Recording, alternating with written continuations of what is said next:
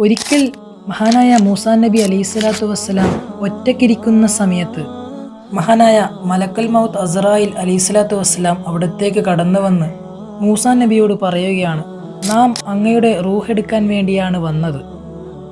അപ്പോൾ മൂസാ നബി അലൈഹിസ്സലാത്തു വസ്സലാം പറഞ്ഞു, ഒരു നബിയായ ഞാൻ മരിക്കാനോ എന്ന് പറഞ്ഞ് അസ്രായിലിൻ്റെ കണ്ണിനെ നോക്കി അടികൊടുത്തു.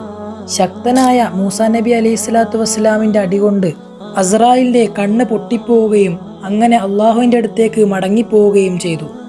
അസ്രായിൽ അലൈഹിസ്സലാത്തു വസ്സലാം അള്ളാഹുവിനോട് പറഞ്ഞു, മരിക്കാൻ ആഗ്രഹമില്ലാത്ത ഒരു അടിമേൻ്റെ അടുത്തേക്കാണല്ലോ നീ എന്നെ പറഞ്ഞു വിട്ടത്. അപ്പോൾ അള്ളാഹു അസ്രായിലിനോട് പറഞ്ഞു, അസ്രായിലെ, നീ മൂസേൻ്റെ അടുത്തേക്ക് തന്നെ തിരിച്ചു പോ. എന്നിട്ട് അദ്ദേഹത്തോട് പറ, കാളയുടെ മേൽ കൈവെക്കാൻ, ഒരു രോമത്തിന് 1 വർഷത്തേക്ക് ആയുസ് നീട്ടിക്കൊടുക്കുമെന്ന്. അങ്ങനെ അസ്രായിൽ മൂസാ നബിയുടെ മുമ്പിലേക്ക് വരികയും അള്ളാഹുവിൻ്റെ കൽപ്പന പ്രകാരമാണ് വന്നത് എന്ന് പറയുകയും ചെയ്തു.